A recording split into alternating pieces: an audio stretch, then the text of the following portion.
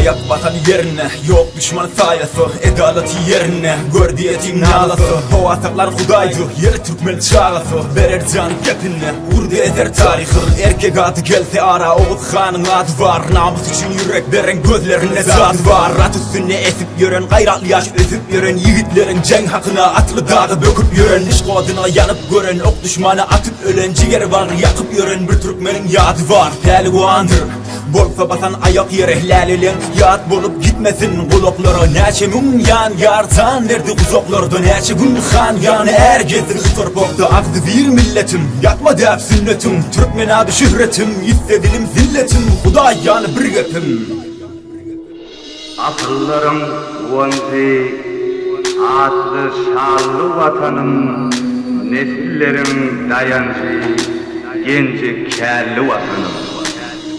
Bereketli çölüm var, kızıl yaşıl gülüm var, mert kahraman yiğidim var, şiir juvarlı vatanım. Kanım kızım can vatan, can tanı kurban vatan, mıdam sır doğuran vatan, bal doğralı vatanım.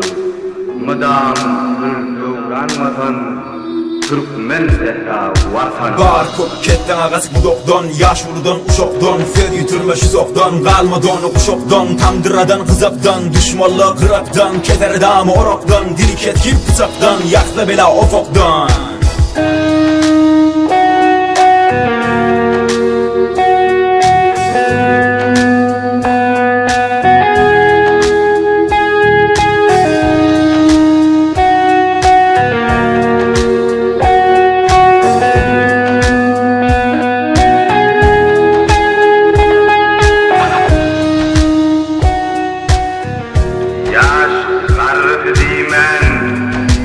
Asanı bayman, hüyelleri için mihman, aşlı nallı vatan.